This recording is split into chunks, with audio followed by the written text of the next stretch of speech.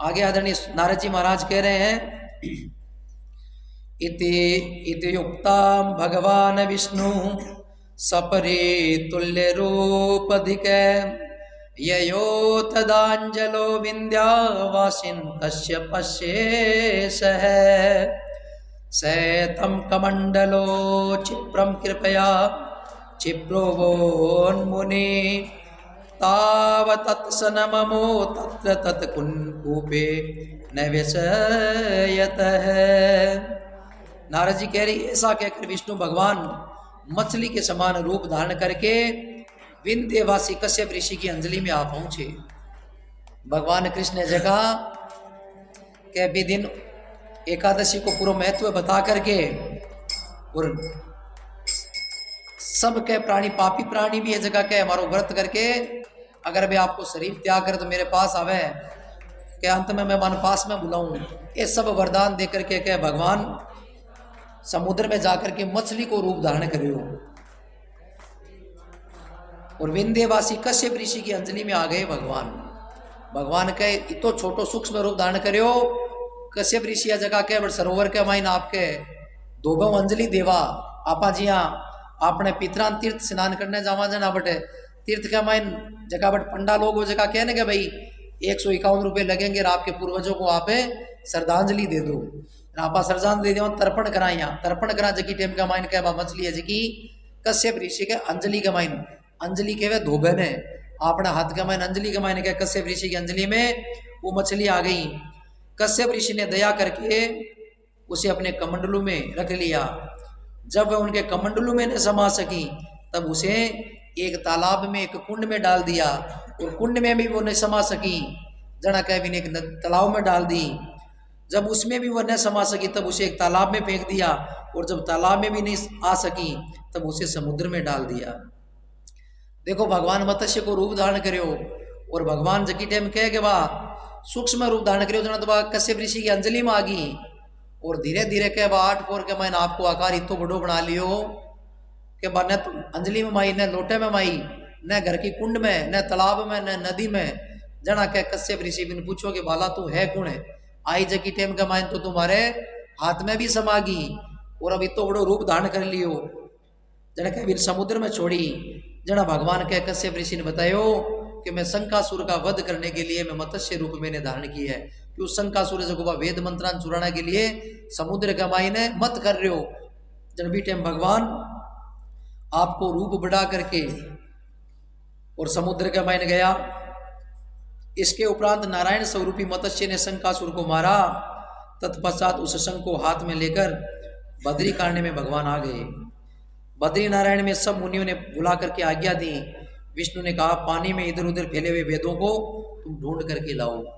भगवान के इतो बड़ो नारायणी रूपी भगवान मछली को रूप धारण करो इतो बड़ो आकार बना करके भगवान शंकासुर नाम को जो राक्षस भी को भगवान के समुद्र का मायने भी को वध करो।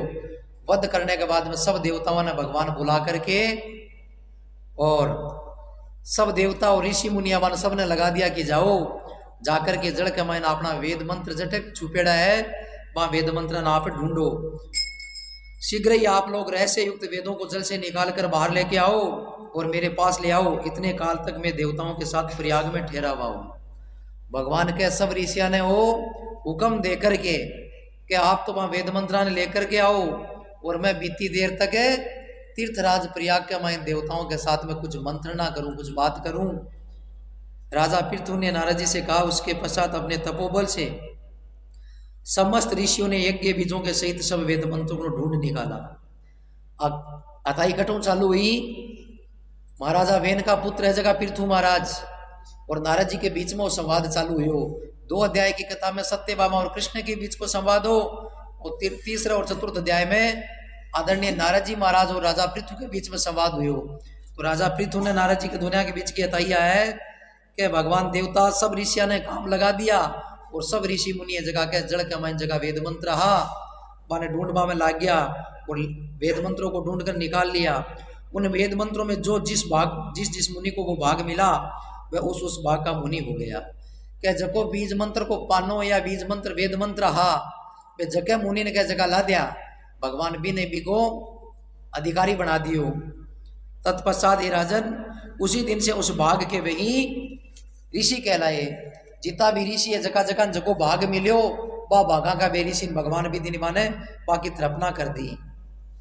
जी आप अपने परिवार के माइन 5 सदस्य व 10 सदस्य व न्यारा वजना पांति के मान देवान का भैया फलाने का कोटड़ी है फलाने का कोटड़ी है जकन जकी मिले वो बिन लेकर के बिको धनी बाजे भी कह वे वेद मंत्र आजका ने लेकर के जके ऋषि के हाथ के मान जगह वेद मंत्र आया वन भी वेद मंत्रा का बाने ऋषि बना दिया।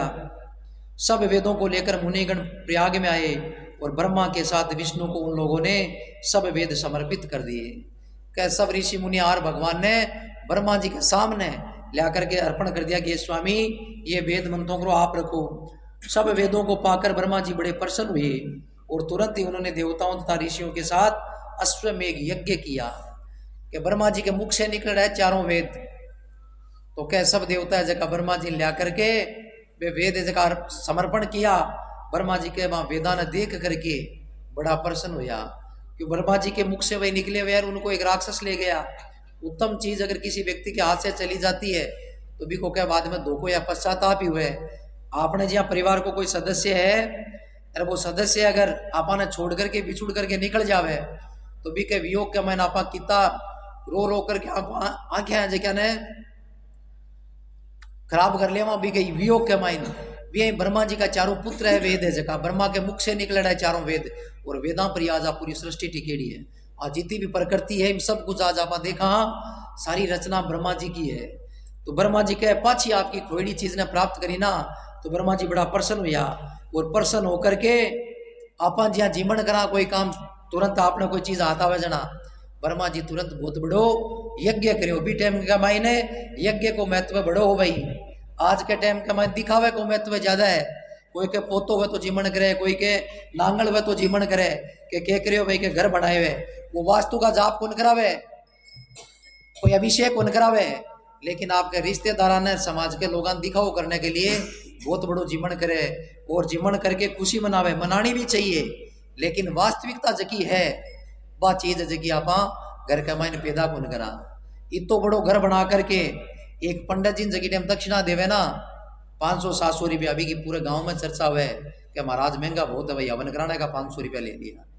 और बड़ा बड़ा पत्थर ढूंढने के लिए गाड़ियां ले लेकर के आप दूर दूर तक चलिया जावा बठों के भाई पत्थर किसो लागणो के मांगे सगा के वो लागे कोई पत्थर मारे लागे भी खतरा पा लाखों रुपया लगा दे वहां। तो आप जकी अपनी मूल संस्कृति है ना भी वहां बिछड़ रहे भाई और जकी आप पाश्चात्य संस्कृति है भी ना आप अपना रहे हैं।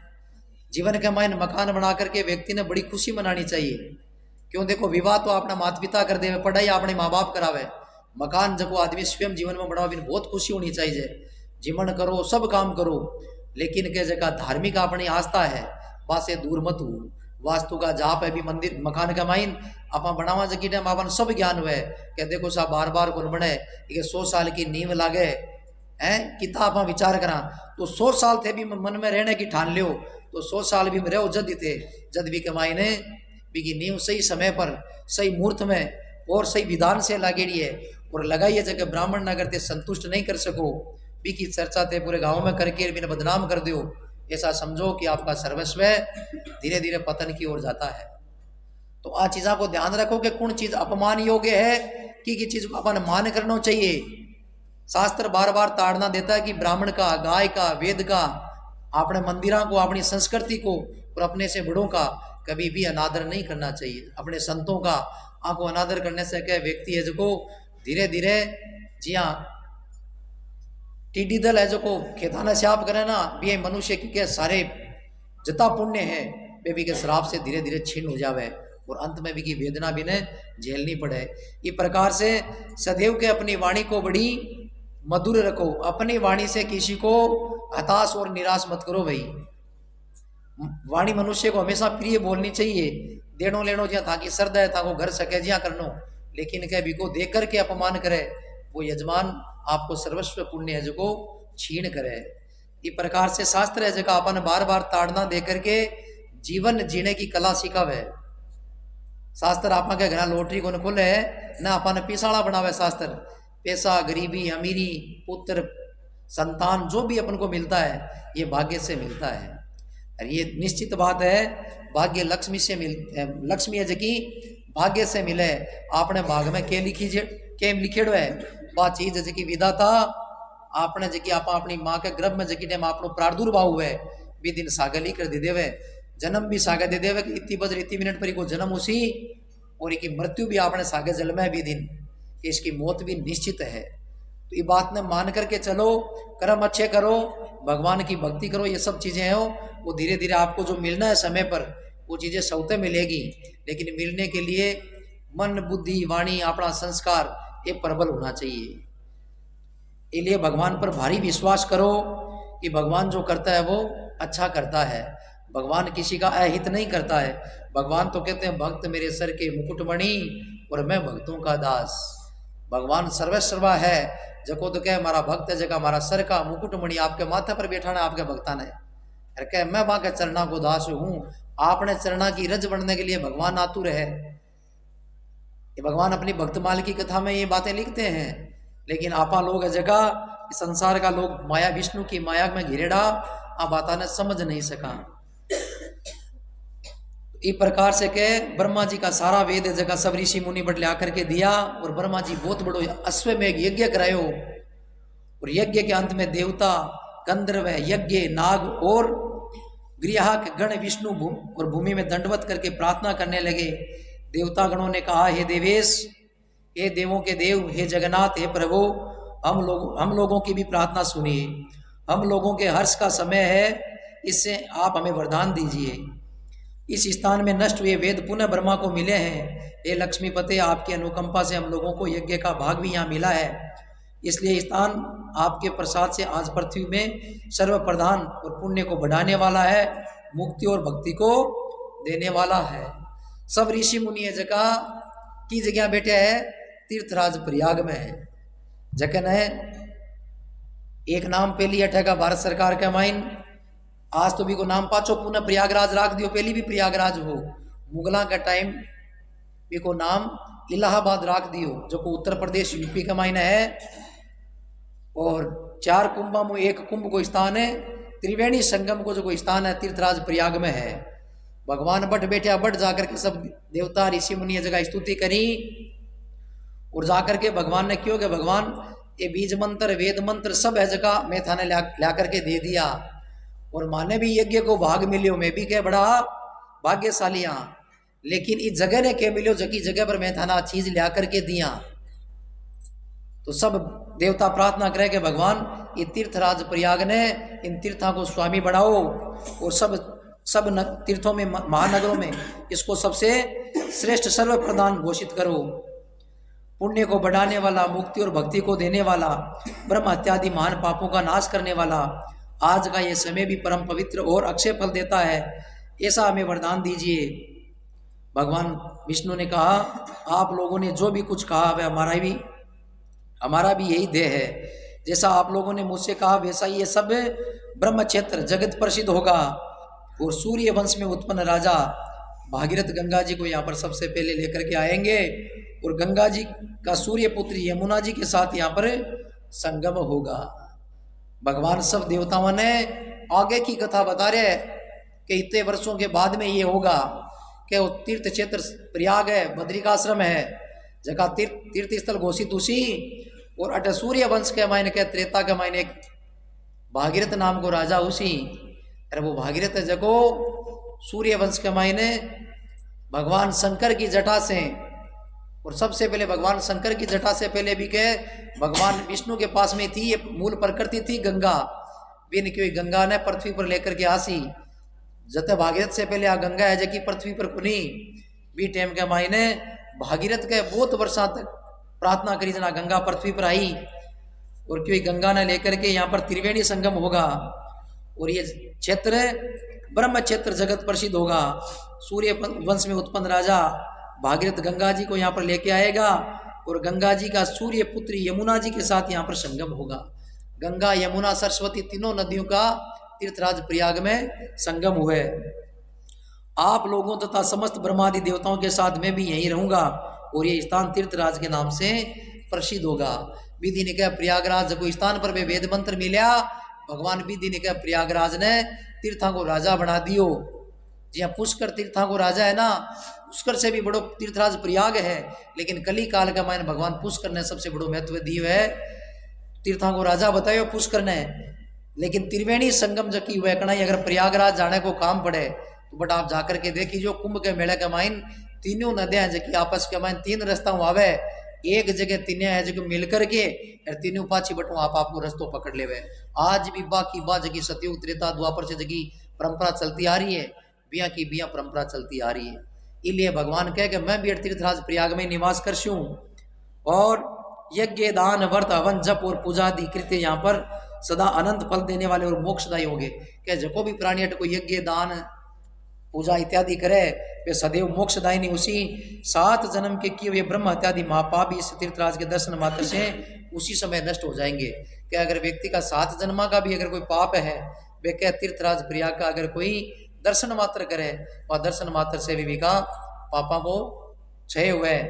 जो बुद्धिमान मनुष्य मेरे सन्निकट तीर्थराज में शरीर त्याग करेंगे वो मेरे ही पास में मिले जाएंगे और फिर उनका पुनर्जन्म नहीं होगा। क्या कोई प्राणी को अगर देह अगर शरीर छूटे भी टाइम के मन के वो अगर तीर्थराज प्रयाग में हुए तो क्या वो प्राणी अंत में मेरे पास आवे। जो प्राणी यहाँ अपने पितरों के उद्देश्य से श्राद्ध करते हैं उनके पितृ साक्षात मेरे समान रूप वाले हो जाएंगे। जगह क्या कोई प्राणी आपके पितरों को श्राद्ध इत्यादि करना चाहे पिंडदान वगैरह, वे भी क्या अगर तीर्थराज प्रयाग में आकर के करे वह प्राणिया का पितृ जगह भी साक्षात भी श्राद्ध ने स्वीकार करे। ये समय भी समस्त प्राणियों को महापुण्य फल देने वाला होगा। जो लोग इस तीर्थराज में मकर राशि के सूर्य में माघ में स्नान करेंगे उनके समस्त पाप नष्ट हो जाएंगे। क्या माघ के महीने में मकर की संक्रांति आवे और बट जाकर के कोई तीर्थराज प्रयाग में अगर भी संक्रांति में कोई प्राणी स्नान करे बिखा भी के समस्त जगह पाप है वे नष्ट हुए और भी का पुण्य उदय हुए।